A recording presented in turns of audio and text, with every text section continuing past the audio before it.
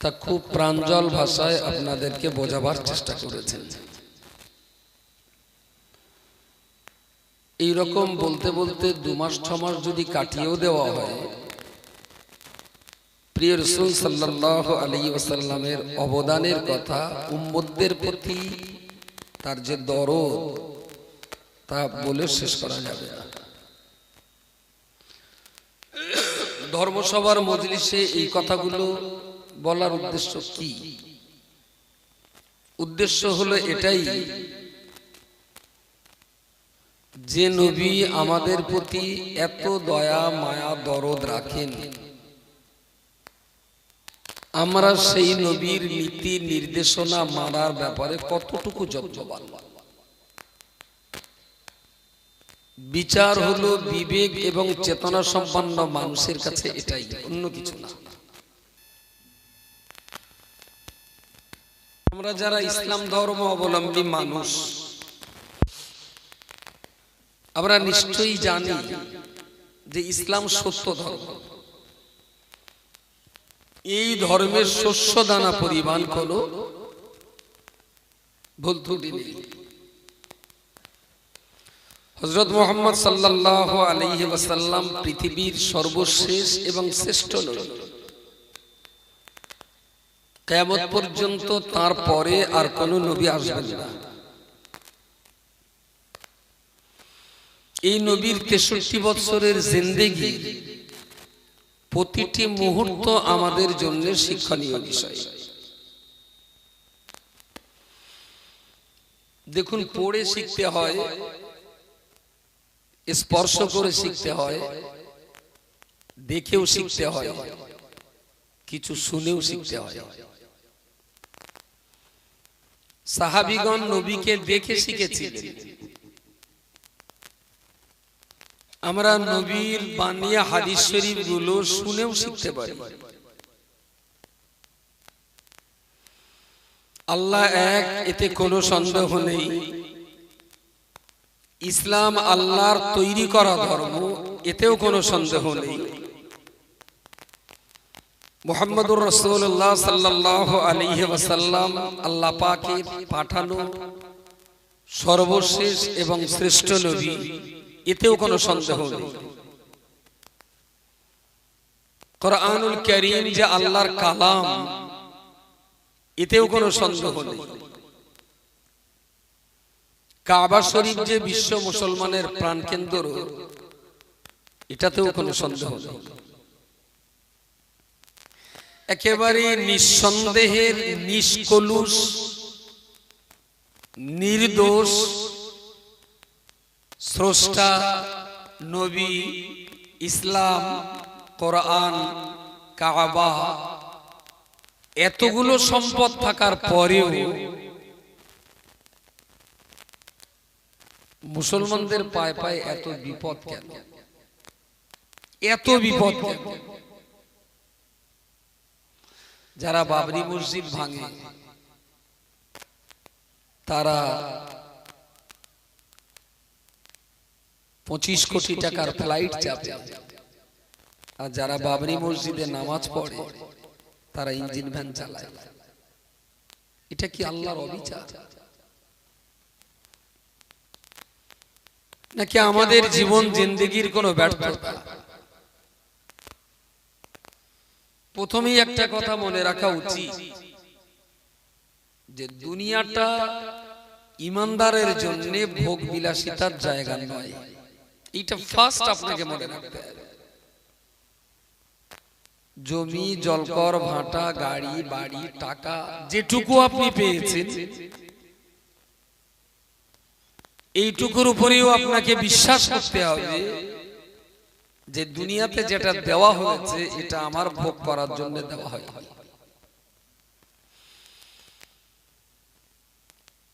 দুনিয়ার যা যেখানে আছে আমরা দেখি, একবার যদি কোরআন দেখি আর একবার যদি দুনিয়া দেখি, তাহলে আমরা খুব পরিষ্কার বুঝতে পারবো আমাল হায়াতুদ দুনিয়া ইল্লা মাতাউল গুরুর। দুনিয়ার মালিক যখন আল্লাহ, আর মুহাম্মাদুর রাসূলুল্লাহ যখন আল্লাহর প্রিয়তম মানুষ, দুনিয়াটা যদি ভোগ বিলাসিতার জায়গা হতো তাহলে পৃথিবীর সবচেয়ে বেশি ভোগী মানুষ হতেন আমাদের নবী। আমার কথা কি বোঝা গেছে?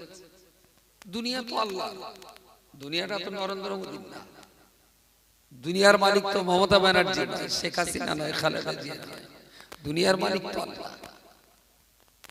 আর আল্লাহর তৈরি করা, সৃষ্টি করা এই দুনিয়া যদি ভোগ করার জন্য হতো তাহলে আল্লাহ ভোগ করার সামগ্রী হিসেবে তার নবীকে আগে দেবেন, তারপরে তো অন্য কেউ পাবে। আজকের এই সবার খাওয়া দাওয়ার জন্য কিছু একটা আছে, সবার জন্যও আছে, আমার জন্যও আছে। তো শ্রোতা যা, কর্তৃপক্ষ যা তৈরি করেছে তা কি বক্তার চাই থেকে শ্রোতারা ভালো খায়? হ্যাঁ, কোনদিন তা হবে না। কারণ তিনটে বক্তাই হলো এদের মজলিসের বর, বর না আসলে যাত্রীর কোনো দাম না।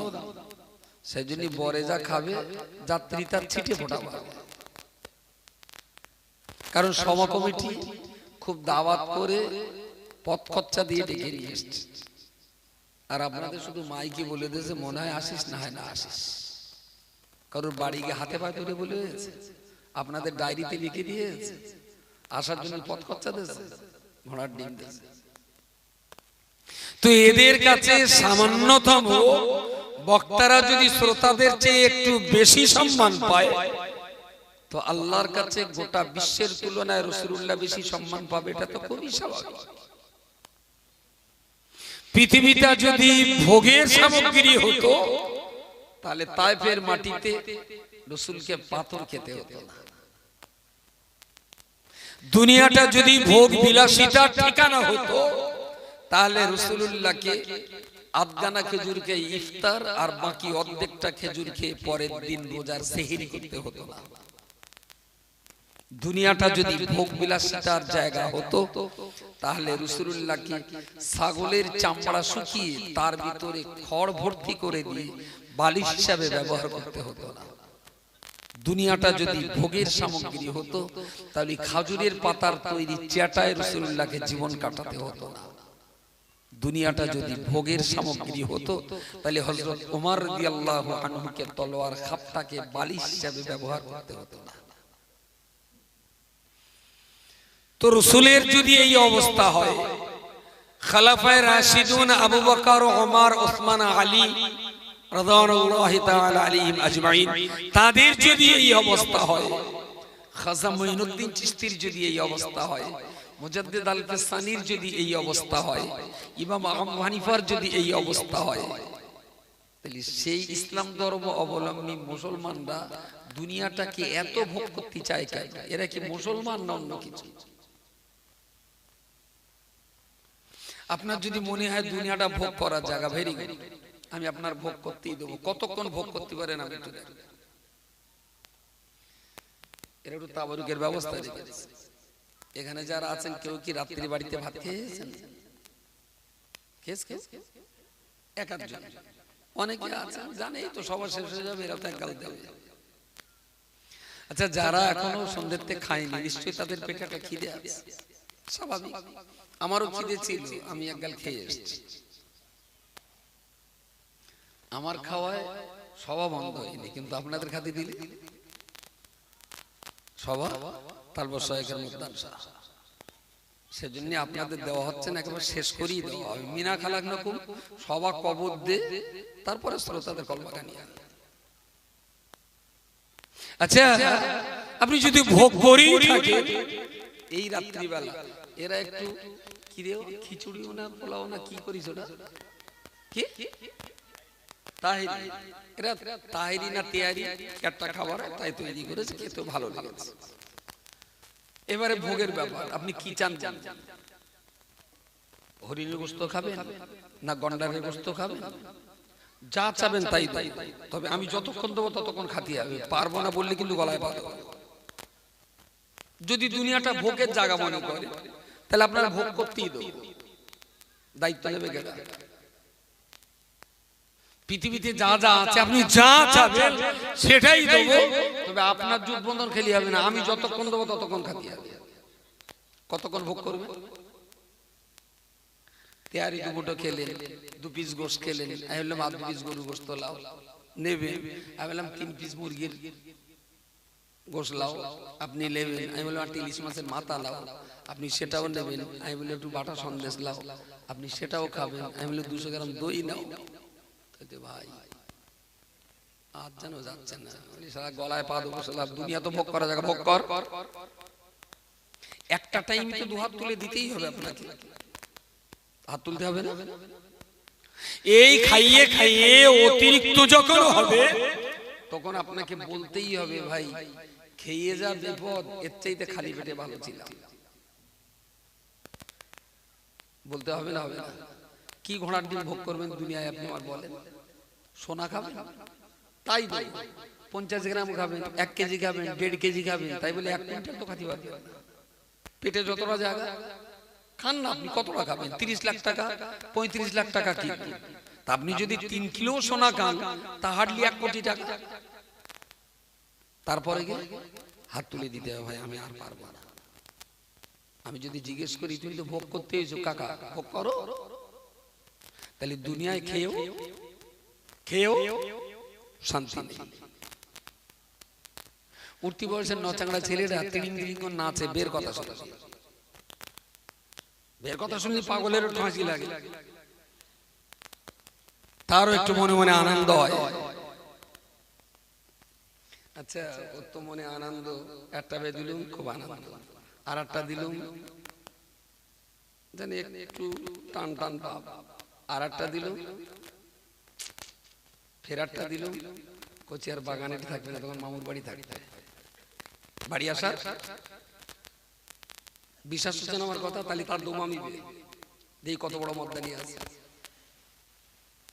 একটা বে দিলে একটু আনন্দ হয়, পরপর 1.5 মাসের ভেতরে যদি 4টে বেই দেয় না, সুমন্দি মামুর বাড়ি যাবে, গ্রামে আর ঢুকবে না।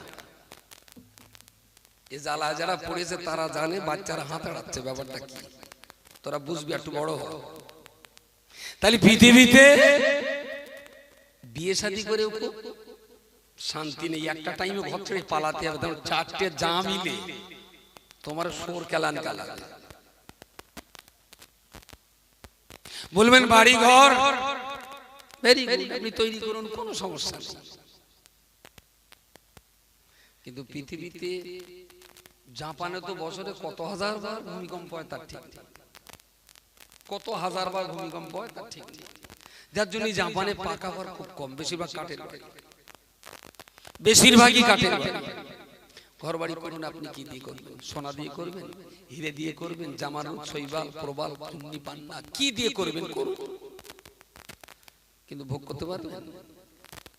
হ্যাঁ, যদি 100 কোটি টাকা দিয়েও একটা ঘর করেন খুব বেশি বেশি, সেই ঘরে আপনি শোবেন 80 বছর, তারপর বাসবাগান শরীফ, বাসবাগান শরীফ বোঝেন?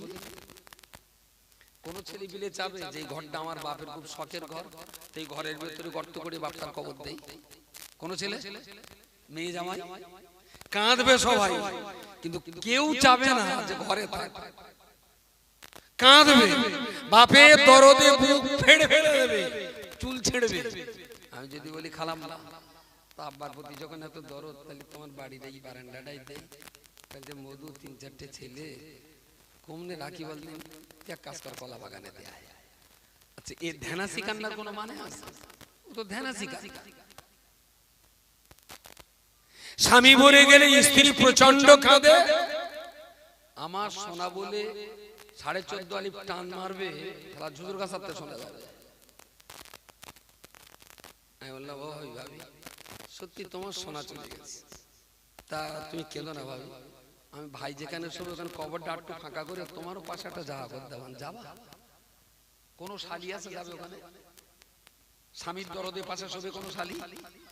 তাহলে পৃথিবী যা প্রেম ভালোবাসার শালা, এটাও চিটা, এবার ধরনের ভদ্র চিটা, স্বামীর মরণে বিরাট কাঁদবে, কিন্তু কোন শালি কবরে যাবে, যা কাঁদবে ডাঙায় ভেতরে বটি যাবে।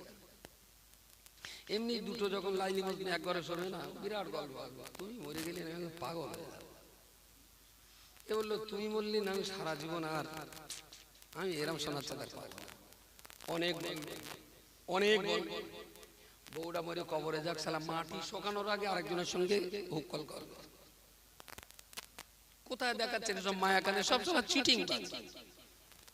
দুনিয়ায় না আছে নিখাত প্রেম, দুনিয়াতে নাকাত হলো নিঃস্বার্থের ভালোবাসা, পৃথিবীতে না আছে কোনো ভোগ করার মতন বাড়ি, দুনিয়াতে না আছে কোনো মনের স্বাদ মিটিয়ে খাবার মতো কোনো ভোগের সামগ্রী, সবটাই ধোকায় পড়ে আছে।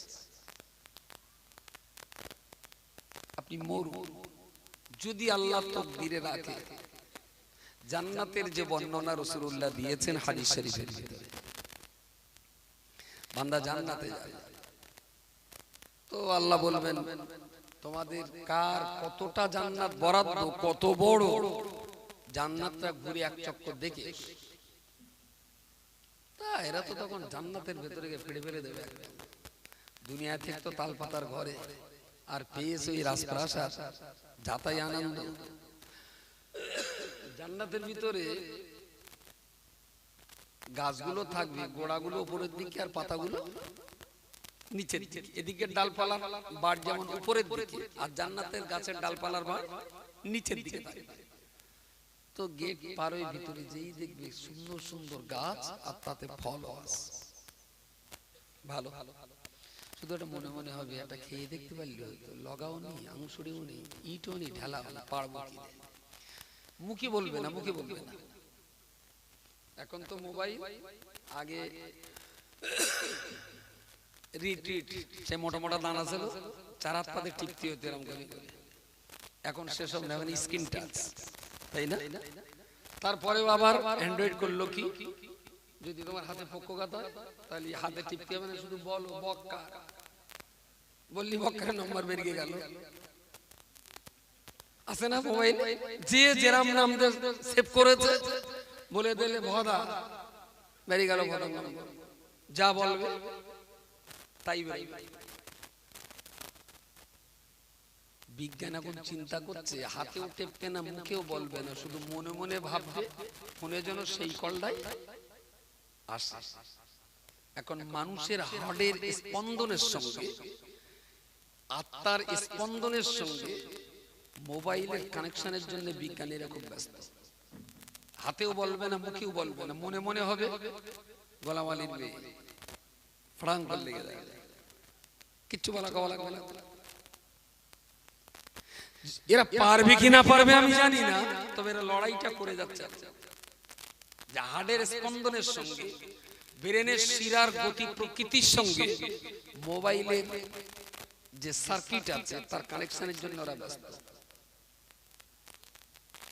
জান্নাতের ভিতরে খাবো, লগা নেই, আংশুনি নেই, ঢিল দিয়ে মারবো, কিচ্ছু পাচ্ছি না, শুধু মনে মনে উদয় হবে, মুখ দিয়ে বলবে না।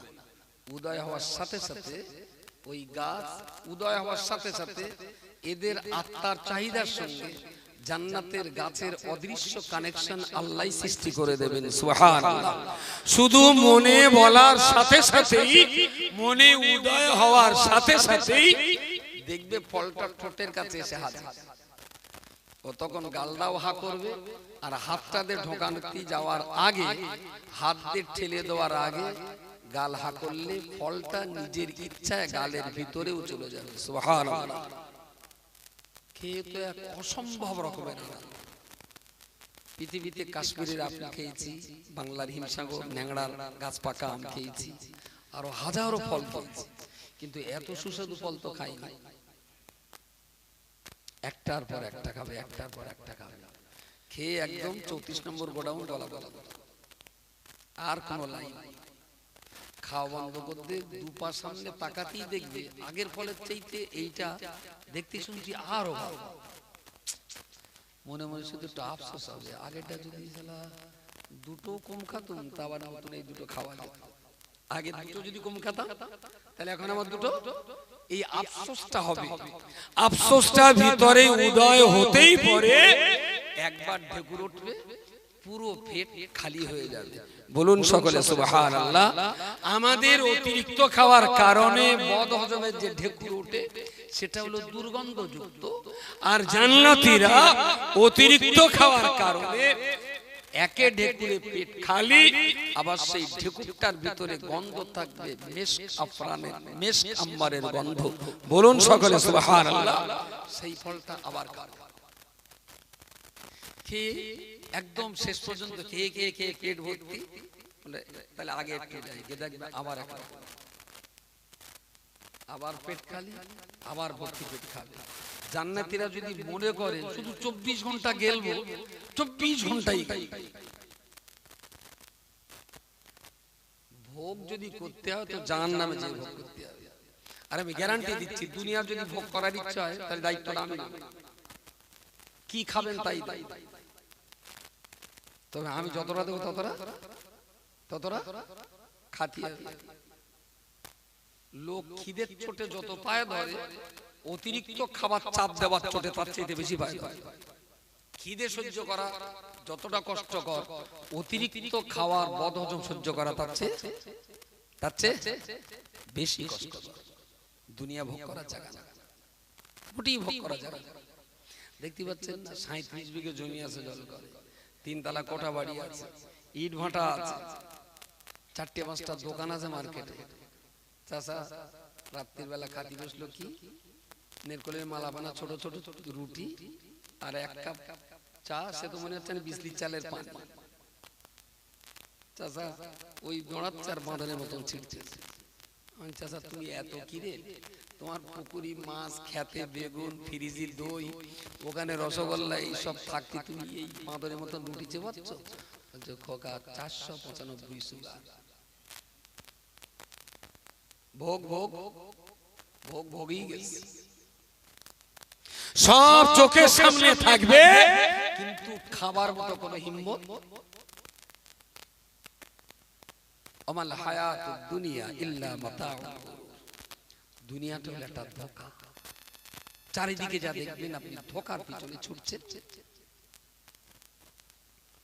আল্লাহ নবী মুহাম্মদুর রাসূলুল্লাহ সাল্লাল্লাহু আলাইহি ওয়াসাল্লাম জান্নাতের বর্ণনা দিতে যে তিনি তার সাহাবীদেরকে যখন বলতেন, সিদ্দিক আকবর আবু বকর রাদিয়াল্লাহু আনহু বলেন, মসজিদে নববীতে দাঁড়িয়ে দাঁড়িয়ে রাসূলুল্লাহ যখন জান্নাতের বর্ণনা দিতেন, ওই রকম সময়েতে আল্লাহর নবীর বাচন ভঙ্গিমা, রাসূলুল্লাহর উপস্থাপনা এত সুন্দর করে তিনি উপস্থাপন করতেন, রাসূলুল্লাহর বর্ণনা কানে শুনতাম, আর মসজিদে নববী দেয়ালে যেন জান্নাতকে সরাসরি আমরা দেখতে পেতাম। সুবহানাল্লাহ। যে রাসূলুল্লাহর বর্ণনাটা এমন প্রাণবন্ত হতো, এমন জীবন্ত হয়ে যেত, আমরা জান্নাতের দেয়ালে যেন টেলিভিশনের স্ক্রিনে দেখার মতো জান্নাতটা দেখতে পেতাম। এত স্পষ্ট করে তিনি বোঝাতেন। কি নেই সেই জান্নাতে?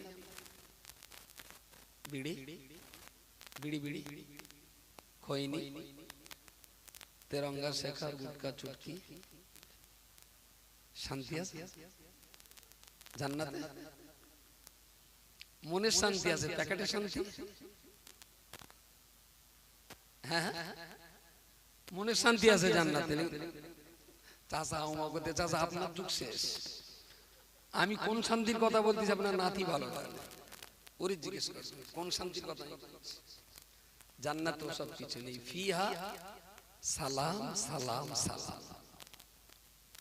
জান্নাতে সবই আছে, যেটা মানুষের শান্তিদায়ক জান্নাতে সেটাই থাকবে না, যেটা মানুষের জন্য কষ্টদায়ক। বাকি সব আছে। আসলে বোঝাতে গেলে না, মাইকটাই গুলো বন্ধ করতে বসতে আমি খুব মন খুলে কথা বলতে পারি। এই কথা বলতে যাচ্ছে মনে হচ্ছে পেছন দিক থেকে কেউ একটা টেনে দেখতেছে। ভোগ আর বিলাসিতার শান্তি, রাসূলুল্লাহ বলেছেন এক একজন যুবককে 40টা করে জান্নাতের মহিলা সঙ্গী হুর দেওয়া হবে। তাদের সঙ্গে জান প্রাণ খুলে মেলামেশা করবে, শরীরে কোনো কষ্ট ক্লান্তি কিছুই অনুভূতি থাকবে না। দুনিয়াতে ভোগ 2 গ্লাস টক পান থাকে, 3 গ্লাস খাতি বললি না মামার বাড়ি চলে যাবে।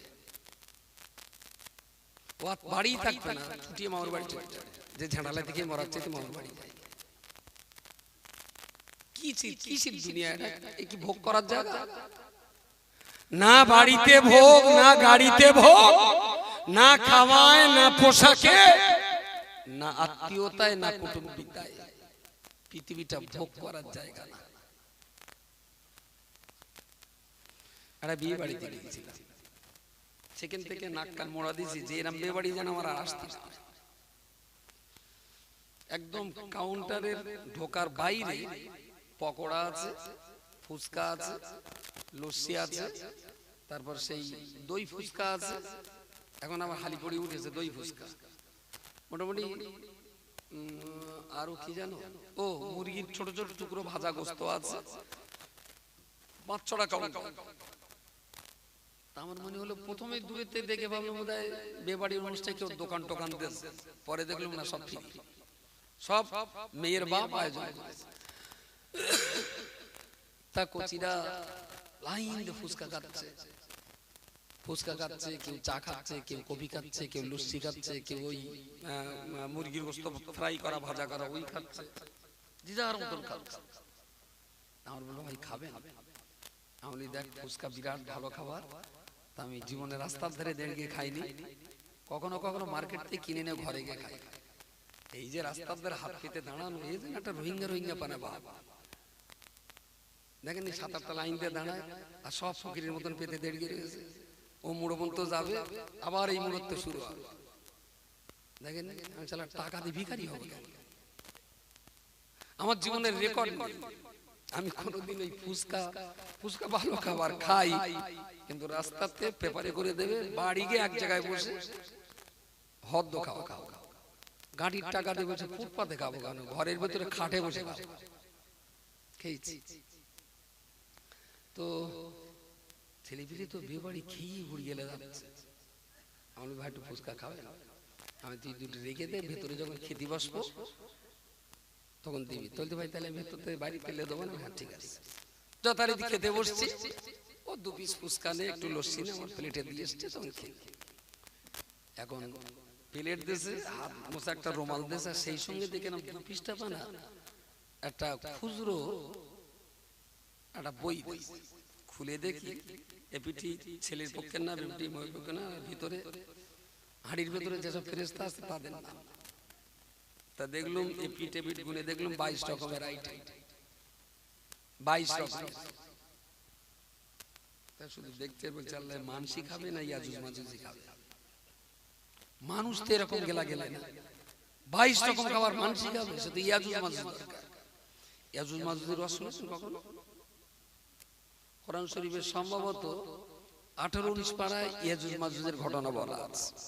বাদশা সিকান্দার যুলকারনাইন যে যুগে ছিলেন, আলেকজান্ডার পড়েছেন ইতিহাসে, আলেকজান্ডার, ওনার নাম অ্যাকচুয়াল আলেকজান্ডার নয়, ওনার নাম হলো, কোরআনের ভাষায় হলো যুলকারনাইন, হাদিস শরীফ ওনার নাম এসেছে আল ইস্কান্দার। আল ইস্কান্দারটা হয়ে গেছে আলেকজান্ডার। তো উনি ইয়াজুজ মাজুজদের বন্দী করে ফেলেছিলেন শীষের পাপ ঢালাই করে, বিরাট পাহাড়। প্রতিদিন ওরা জিভ দিয়ে চেটে চেটে চেটে চেটে কয়েক কিলোমিটার পাহাড় খেয়ে ফেলে, পাহাড় খেয়ে ফেলে। সন্ধে হয়ে যায়, বললে আজকে থাকে, কালকে আবার এসে এই পাহাড়টা ভেঙে ফেলে। কয়েক কিলোমিটার পাহাড় জিভ দিয়ে চেটে চেটে খেয়ে ফেলে, কি যাতেই ব্যাপার। তা বিয়ে বাড়ির ওই 22 রকম আইটেম দেখে মনে হচ্ছে এরা যদি ইয়াজুজ মাজুজি দাওয়াত করতো তাহলে ওর পোষাতো। ভালো দিলে, ভাত দিলে, ডাল দিলে, ছেঁচড়া দিলে, পরপর দিয়ে যাচ্ছে। আর আমার টার্গেট আছে আমি 22 নম্বর পর্যন্ত যাও, যা দেখছে হাত দেখাচ্ছে আমি ওর পাতে দিয়ে ওখান থেকে একটু তুলে একটু চেকে রেখেছি। তারপরে দেখলাম ট্যাংরা মাছ দিলে, তা বেশ আইগুলো ট্যাংরা মাছ 1 পিস করে দিলে, বাগদা চিংড়ি 1 পিস, চাইলে আবার দিলে, অসুবিধা নেই। এখন এই ডাল যা ছেঁচড়া দিয়ে খেয়ে সেই ট্যাংরা মাছ একটা করতে যাচ্ছে, আর পাশের বেঞ্চি তোরা করা দেখি ট্যাংরা মাছ ভদ্রলোক আর খাচ্ছে না, বলি খালু খাও। তার যে 52টা ফুচকা খেয়েছে, বাইরে 52টা ফুচকা খেয়ে ভদ্রলোক এই সাইজের এক পিস ট্যাংরা মাছ মিনিমাম 12-14 টাকা দাম হবে। এ গ্রেড কোয়ালিটির এক পিস বাগদা চিংড়ি, সে তার আবার গোলতি দেয়, এমা তোমার তার নেরকলের কাঠি দেয়, সে প্রায় এত বড় বড় হবে। আমি কচি খা, তার কিছু সর্বনাশ হয়ে গেছে। আমি কেন? তার 3-4 গ্লাস লস্যি খেয়ে 30-32টা ফুচকা খেয়ে একদম শেষ। আমি তো তুই ভিতরে খবর জানিস না? তা বলতে না, এর ভেতরে যে এইসব আছে বাইরেতে ঠিক বুঝতে পারিনি। বুঝতে পারলি ওই ফুচকার মুখী দেখি না, এক পিস বাগদা চিংড়ির দাম যেখানে 50-52 টাকা। আমি তার উপায় দেখতে আবার চাটা ছাড়া কোনো লাইন নেই, দেখবে চাটবে কিন্তু খাবার কোনো আল্লাহ নবী মুহাম্মদুর রাসূলুল্লাহ সাল্লাল্লাহু আলাইহি ওয়াসাল্লাম জান্নাতের ভিতরে যে খাবার তালিকা তিনি দিয়েছেন, মাছের কলিজা দিয়ে আল্লাহ নাস্তা করাবেন। জান্নাতের যে খাবার একবার খাবেন, ওই স্বাদ আর ওই মজার খাবার দ্বিতীয় কখনো খেতে হবে না। জান্নাতের যে মাছ একবার খাবেন, ওই রকম টেস্টি মাছ আর দুবার খেতে হবে না। জান্নাতের যে গোশত একবার ভোগ করবেন, ওই রকম টেস্টি গোশত দ্বিতীয়বার খেতে হবে না। গোটা জান্নাতের ভিতরে কত রকমের ফলের গাছ থাকবে, কত রকমের মহিলা থাকবে আপনার মনোরঞ্জন করাবার জন্য, অনন্ত অসীম কালের জন্য ওই জান্নাতের ভিতরে আপনি থাকবেন, যেখানে খাওয়া পড়ার কোনো কষ্ট নয়। সারাদিন শান্তি শান্তি আর শান্তি, মন যেটাই চাইবে সেটাই করতে পারবেন। আল্লাহ নবী আমার হাদিস শরীফের ভিতরে জান্নাতের যে বর্ণনা দিয়েছেন, ওই বর্ণনা যদি মুসলমানের একটু জানা থাকতো, আল্লাহর জাতের কসম করে বলছি, জান্নাতের বাইরে, প্যান্ডেলের বাইরে এই ফুচকা মুসলমান কখনো গালে তুলতো না। ফুচকা বুঝতে পেরেছেন? ছেলের বেদবা একটু টাকা, সমিতির টাকা, বুঝতে পারেন? ওরা যদি জান্নাতের ভেতরের খাবারের খবর রাখতো, পর্দার বাইরের এসব ফেদা একটাও গালে তুলতো না। ওদের ভেতরের খাবারের কোনো খবর নেই, তাই এইসব খাচ্ছে আর ঠাকুর তুলতে যায়। বিরাট কিচ্ছু খাস নি রে ভাই, তোর জন্য জান্নাতের ভিতরে অনেক কিছু রাখা আছে। এখানে যদি হারামের ফুচকা যদি একটু ত্যাগ করতে পারিস, তাহলে ওখানের হালালের অনেক খাবার আছে। আর এই ফুচকা যদি হদ্দকে লাগিলিস, তাহলে ওখানকে দরজাতে দেখতে হবে বক্কার হইবার গোলামালি সবাই খাচ্ছে, আর তোর দেখতে হবে জিভ চাটতে হবে, কিচ্ছু করার থাকবে না। পৃথিবীটা ভোগের সামগ্রী নয়, এটা একটা মিছে মায়ার ধোঁকা। না আছে কোনো বন্ধু, না আছে কোনো প্রিয়জন, না আছে কোনো আপনজন। যা হয় তা জাস্ট কিছু দিনের, কিছু সময়। ট্রেনে উঠবেন, বসবেন, পাছে আরেকজন এসে বসবে। কোথায় বাড়ি? শঙ্করপুর। আপনার বাড়ি? হরিহরপুর। ও হরিহরপুর, কোন জায়গায় বাড়ি? তাহলে রমতাজির বাড়ি পাশে। তাহলে আরে রমতাজির বাড়ি তোমার, রমতাজি তোমার বেই। ও আচ্ছা আচ্ছা, আপনি রহমতাজির ছোট দাদার ছেলে। তাহলে বিরাট খাতির জমে গেল, হঠাৎ খাতির। কেউ কারুর কুটুম বলো জানতো, একজনের খৈনি ডলে টলে লেলে, ওভার টলে লে, দুজনের খুব খাতির হলো। এ ভাড়া দিন গেল, ভাড়াটা আমি দিচ্ছি ভাই, রাখো ভাড়া আমি দিয়ে দিচ্ছি। খুব খাতির টাতির হয়ে গেল। বাসের তেল আমার সঙ্গে হাতটা ধরে, তা একবার আমাদের বাড়িতে বেরিয়ে আসবেন, খবর না। তাহলে হ্যাঁ, আপনি বসে গেলে আমার বাড়িতে ঘুরে আসবেন। খুব খাতির হয়ে গেল, প্রীত হয়ে গেল, তাই না? কতক্ষণ মনে থাকে এই হঠাৎ খাতির? কতক্ষণ সঙ্গে বাস পাস ফিরলেন, সঙ্গে সঙ্গে ফোন এলো, হ্যালো কে? আমি রাইমা বলছি, আপনার স্ত্রী। কি হয়েছে? ছোট কোচিন না, ছোট জিতি দম লাগা বানা হচ্ছে। হঠাৎ খাতির শেষ, একটু মনে থাকবে না আপনার। এই তো দুনিয়া। সুতরাং আমাদের নবী মুহাম্মদুর রাসূলুল্লাহ সাল্লাল্লাহু আলাইহি ওয়াসাল্লাম তিনি দুনিয়াটা ভোগ করতে আসেন।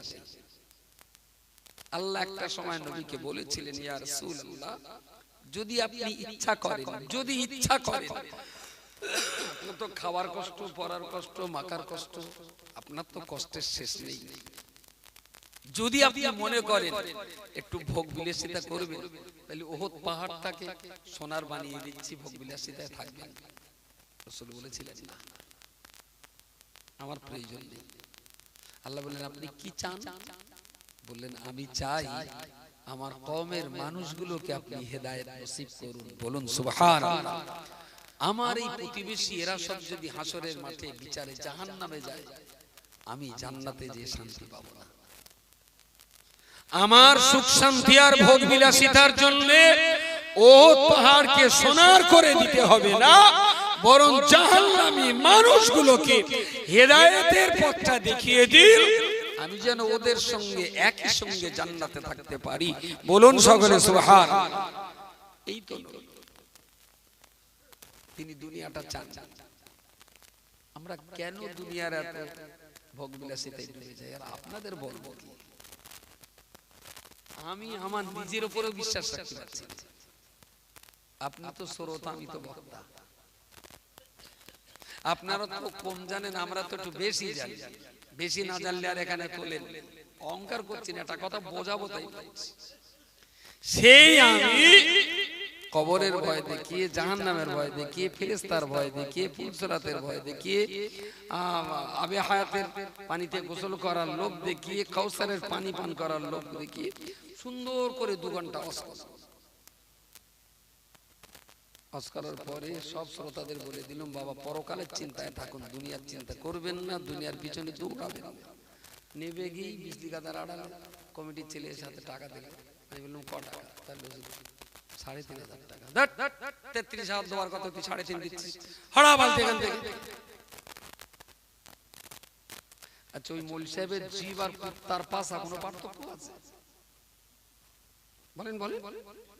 এত সময় ধরে শ্রোতাদের দেখালে পরকালের ভয়, আর নিজে গলায় পাতে টাকা লাগা। একই নবীর ওয়ারিস না ইবলিসের ওয়ারিস? পাবলিকের জন্য পরকাল, বক্তার জন্য পরকাল না। পাবলিকের জন্য জাহান্নাম, বক্তার জন্য জাহান্নাম না। পাবলিকের জন্য ফুলসুরাতের ভয়, বক্তারা কি খোদার এজেন্ট? ওরকা ফুলসুরাত পার হতে হবে না। সুতরাং বলবো কি, আমি আমার দুনিয়ার যে বর্তমান পরিস্থিতি, তাতে আমি যে আমার উপরে বিশ্বাস রাখবো, এটাও যেন এখন সন্দেহের কারণ। দুনিয়াটা এমন ভোগ বিলাসিতার মায়া মোহের জালে আমরা জড়িয়ে পড়েছি। ঠিক সেই জায়গায় দাঁড়িয়ে আমি বলছি, বেঁচে থাকার মতো 2টো ডাল ভাত, ইজ্জত বাঁচানোর মতো একটু পোশাক, বিবি বাচ্চার পর্দা পুশিদার সাথে মানুষ করার মতো একটু আশ্রয়, এতটুকু হয়ে গেলে আল্লাহর উপর সন্তুষ্ট থাকবো। এর চেয়ে আর বেশি কিছু পৃথিবীতে আশা করা ঠিক না। আর আল্লাহ যদি দেয়, আলহামদুলিল্লাহ, নিজেও খান, গরিব গুরুপ তাদেরকেও দেন। দেখবেন মানসিক ভাবে অন্তরে একটা বিরাট শান্তি অনুভব করবেন, ভীষণ শান্তি অনুভব করবেন। খেয়ে একরকম মজা হয়, খাইয়ে আর এক রকম মজা হয়, পরে একরকম মজা লাগে, অন্যকে পরিয়ে আর এক রকম মজা লাগে, তাই না? তো যতক্ষণ দেখবেন লোকের খাওয়ানোর চাইতে নিজের খাওয়ায় মজা বেশি, ততক্ষণ ধরেই নেবেন যে আমার মুসলমান হতে এখনো বাকি আছে। আর যেদিন নিজে খাওয়ার চাইতে লোকের খাইয়ে মনে বেশি আনন্দ হবে, সেই দিন বুঝে নেবেন যে না, আল্লাহ আমার মোটামুটি ভালো জায়গায় রেখেছে। আমি শেষ কথা বলছি, অনেক চেষ্টা চরিত্র করে এই মহল্লার কচিগুলো লেখাপড়া শেখাবার জন্য একটা ভালো পজিশনে তারা চেষ্টা করেছে। আপনার বয়স্ক প্রবীণ মায়েরা বোনেরা, তারা সবাই এদের পিছনে ছিলেন বলেই হয়তো গত 4 মাস আমাদের এই ছোট্ট স্কুলটা চালানো সম্ভব হচ্ছে। 3 মাস। আপনারা যারা সাধারণ মানুষ আছেন, আমার তো দেখার সময় নেই। হাড়োয়া মাদ্রাসাটা হাতে করে তৈরি করেও সেখানেও কখনো কখনো 1 মাস 2 মাস পার হয়ে যায়, আসা হয় না। প্রচন্ড চাপে থাকি সারাদিন। কারণ আপনাদের কাছে আমি জানতে চাচ্ছি, একদম খোলা মনে উত্তর দেবেন। এই যে ছোট্ট ছোট্ট বাচ্চাদের একটু দিনের তালিম, ইসলামের শিক্ষা, কোরআনের পড়াশোনা যতটুকু এখানে হয়েছে, তাতে আপনারা কি মোটামুটি সন্তুষ্ট আছেন? জি জি। কচিকাচাদের চলন বলন, ওটা বসা, আলাপ আলোচনা, কথাবার্তায় আপনারা কি মনে করছেন যে আপনাদের বাচ্চারা একটু পাল্টাচ্ছে আস্তে আস্তে? জি জি। বেশ, তাহলে আপনাদের কাছে আমার দাবি, কতজন বাচ্চা পড়ছে? 88 জন। মোটামুটি কতটা পরিবার নিয়ে কাজ করছো তোমরা? 105টা পরিবার। 105টা পরিবার 3 মাসের ভিতরে 88 জন ছাত্র, মানে অনেক বেশি, অনেক বড় বড়। তো যে বাচ্চাগুলো এখনো মক্তবে আসছে না, পড়তে আসছে না, যদি এমন কোন বাচ্চা আপনার ঘরে থাকে, আমি বলছি আপনার বাচ্চাটা পাঠান। আমরা তো মাত্র 2 ঘন্টা নেব, বাকি 22 ঘন্টা আপনার প্রতি স্কুলে পড়ান, প্রাইমারিতে পড়ান, হাই স্কুলে পড়ান, কেজি স্কুলে পড়ান, অবশ্যই পড়ান। অবশ্যই কোরআন শিক্ষাটা যতটা জরুরি, স্কুলে, হাই স্কুলে, কলেজে, ইউনিভার্সিটিতে পড়ানোটাও ততটাই জরুরি। আমি বলছি না শুধু কোরআন পড়াবেন আর ওখানে দরকার নেই, ওটাও অবশ্যই পড়াবেন। এবং আমি আবার বলছি, আপনার সন্তানের জন্য গাড়ি, বাড়ি, জলকর ভাটা কিচ্ছু রাখতে হবে না। পয়সা খরচা করে সন্তানটাকে ভালো লেখাপড়া শেখান। আপনার বাচ্চার গাড়ি বাচ্চা নিজে কিনে নেবে, গাড়ি শোয়ার মতন ঘর ও নিজে করে নেবে ইনশাআল্লাহ। পড়াতে হবে, ছেলে পেলে যদি ভালো করে লেখাপড়া শেখান, ইনশাআল্লাহ তারা প্রতিষ্ঠিত হলে ওর জায়গা ও নিজে তৈরি করে দেবে। সন্তানের জন্য সম্পদ জমা করে রাখার কোনো প্রয়োজন নেই, বরং নিজের সন্তানটাকে জীবন্ত সম্পদে পরিণত করুন। ইহকালটাও ভালো যাবে, পরকালটাও ভালো যাবে। নজরনগর, শঙ্করপুর, বরজ, ইন্ডালি, এই 5টা 7টা গ্রাম খুঁজলে না পাওয়া যাবে। বাবা অনেক কিছু রেখে গিয়েছে, কিন্তু আস্তে আস্তে আস্তে আস্তে পিডব্লিউর জায়গায় এসে ঠেকে গেছে। বাবার সেই সহায় সম্পত্তি সব শেষ। 40 বছর আগে যে লোকটা ওদের বাড়িতে জমি ধান কাটতো, পাট ধুয়ে দিত, 40 বছরের ভিতরে দেখা যাচ্ছে সেই জমি এখন এরাই চড় করে কিনছে। এটা কিন্তু একটা চক্রের চাকা, কখন যেই চাকা উপরে উঠবে আর কখন যে সেই চাকা ঘুরে ঘুরে আবার কাদার তলায় পুঁতে যাবে, এটা আমাদের জ্ঞানের বাইরে। সুতরাং সবকিছুর ঊর্ধ্বে উঠে বলবো, বাচ্চাদের লেখাপড়াটা শেখা, ভালো ভালো স্কুলে পড়া, কোচির পড়াশোনা হচ্ছে কিনা খোঁজ রাখুন। আমরা 2 ঘন্টার জন্য নেব, বাকি 22 ঘন্টা আপনার কোচির জন্য স্কুল, কলেজ, ইউনিভার্সিটিতে ভালো করেই লেখাপড়া করা। আমরাও চেষ্টা করছি টোটাল সমাজটাকে পাল্টানোর জন্য। শিক্ষার আলোয় সমাজকে পাল্টাতে হবে। টাকার জোরে একটা জাতি কখনো মাথা তুলতে পারে না। জাতি মাথা তুলে দাঁড়ায় কলমের জোরে, মাথা তুলে দাঁড়ায় কলমের জোরে, টাকার জোরে। সেই জন্য সন্তানের জন্য কত টাকা জমা করলেন তার চাইতে অনেক ব্যাপার সন্তানকে আপনি কতটা লেখাপড়া শেখাতে পারবেন। প্রিয় রাসূল বলেছেন, একজন পিতা তার সন্তানকে উত্তম নসিহতের চেয়ে, উত্তম উপদেশের চেয়ে বড় কোনো দামি জিনিস উপহার দিতে পারে না। বোঝা যায়নি? সন্তানের জন্য বাবার জিন্দেগির সবচেয়ে বড় উপহার হলো সৎ উপদেশ। এর চাইতে দামি কোনো বিষয় বাবা তার সন্তানকে দিতে পারে না। এই দিকটা খেয়াল রেখে সব বাচ্চাগুলো, গ্রামের সব বাচ্চাগুলো, আমার মনে হয় কোন বাচ্চা যদি সোমবার স্কুলে না যেয়ে খেলা করে, আপনার চোখে পড়লে সে বাচ্চাটার কোলে তুলে আদর করে বলুন, আজকে স্কুল টাইম, তুমি স্কুলে যাও বাবা। আমি জানি বাচ্চাটা আপনার না, কারণ কারো বাচ্চা, সেও তো আপনার ভাই। এখন এই বাচ্চাটা যদি স্কুলে না যায়, তাহলে পরিণত বয়সে ওই বাচ্চাটাই বলো আপনার মেয়ের নিয়ে আবার বোম্বে পালাতে পারে। এরকম হয়েছে না মাঝে মাঝে? হেডমাস্টারের মেয়ে বিএ পাস, ভদা 7 ক্লাস কম 10 ক্লাস পাস, তারই সঙ্গে করে দিল্লি চলে যায়। 17 দিন পর ফোন করে বলতে আমি খুব ভালো আছি। তা পুলিশের মা, পুলিশের বউ বলতে মধু তুই কোথায় রয়েছি এখন? তাহলে দিল্লি গাড়ারের ধারে, তাহলে ময়লা খালের ধারে। যে ছিল 3 তলার এসি কামরায়, সে এখন গাড়ার খালের ধারে। ঠিক করেছে। পুলিশ যদি ওই বাচ্চাটা ধরে স্কুলে দিত, ঠিকঠাক মতো কোরআন শেখাতো, ইসলাম শেখাতো, তাহলে হয়তো ওর ঘাড়ে দুপুরে বাসটা পড়তো না। কার ছেলে কার মেয়ে দেখার কোনো প্রয়োজন নেই। আমার গ্রামের বাচ্চা, তাকে স্কুলে যেতেই হবে, তাকে মক্তবে পড়তেই হবে। সবার লক্ষ্য রাখা, স্কুল খোলা অথচ দুপুরবেলা 3টে বাচ্চা তাস খেলবে, গুলি খেলবে, এটা হবে না। যার চোখের সামনে পড়বে বাচ্চাগুলোর বলে বুঝি আবার স্কুল মুখ করে দেবে। দেখবেন ধীরে ধীরে ধীরে ধীরে আমার গ্রামের বাচ্চাদের ভিতরে পড়াশোনার প্রতি একটা নেশা হয়ে যায়। আল্লাহ আমাদের সেই সুদিন দান করুক। ছোট্ট ছোট দোয়া সবরাসানি হবে। আর মায়েরা যারা আছেন, মায়েদের ক্লাসটা শুরু হয়েছে। মায়েদের ক্লাসটা শুরু করতে হবে, কারণ কড়াই উনি চলছে।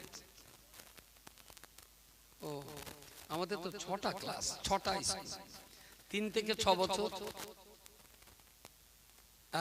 3 থেকে 6 বছরের বাচ্চারা পড়বে সকাল 6টা থেকে 8টা। 8টায় ছুটি দেবো, ওরা খেয়ে দিয়ে আইসিডিএসে যাবে। 7 থেকে 10 বছরের বাচ্চা পড়বে সকাল 8টা থেকে 10টা। আমরা 10টায় ছুটি দেবো, ওরা গোসল করবে, খাবে, প্রাইমারিতে চলে যাবে। বিকাল 2টো থেকে 4টে গ্রামের সাংসারিক জীবনে প্রতিষ্ঠিতা মা, তাদের জন্য 2 ঘন্টার ক্লাস। বিকাল 4টে থেকে 6টা এই 2 ঘন্টা হাই স্কুলের ছেলে মেয়ে 11 থেকে 18 বছর, 5 to 8 ওরা বিকাল 2 ঘন্টা ইসলামিক গান চর্চা করবে।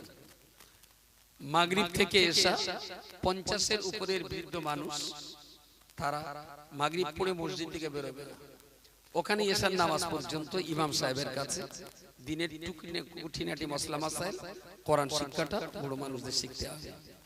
এশার পর থেকে রাত 10টা 18-র উপরে এবং 50-এর নিচে যুবক ছেলে যারা, তারা একটু ওখানে বসে কোরআনটা শিখবে। আমাদের একই ছাদের তলায় পরপর 6টা স্কুল। গ্রামে শুধু 2টো সম্প্রদায় বাস করবে, হয় ছাত্র না হলে মাস্টার। বোঝা গেছে? যদি আপনি শিক্ষিত হন আলহামদুলিল্লাহ, আমাদের এখানে আপনি পড়ান 2 ঘন্টা। যদি আপনি পড়াবার ক্ষমতা রাখেন, তাহলে আমাদের যারা পড়াচ্ছেন তাদের কাছে আপনি 2 ঘন্টা পড়ে নেন। আপনার ব্যবসা, আপনার জলকর, আপনার ইনভার্টার, কোনো কিছুই আপনার এই পড়াশোনার পথে বাধা সৃষ্টি করবে না। অকারণ সময়টা চায়ের দোকানে, তাসের আড্ডায়, ফেরিঘাটের মোড়ের মাথায় সময়টা নষ্ট না করে, সময়টা বাকি জীবনটা 2টো করে ঘন্টা পার ডে এই ভালো জায়গাটায় দিন। দেখবেন আপনার লাইফস্টাইল ধীরে ধীরে ধীরে ধীরে পরিবর্তন হবে ইনশাআল্লাহ। দোয়া করবেন সকলে। আসুন প্রিয় রাসূলের শানে দাঁড়িয়ে দাঁড়িয়ে একটু সালাম পড়েন, ইয়া নবী।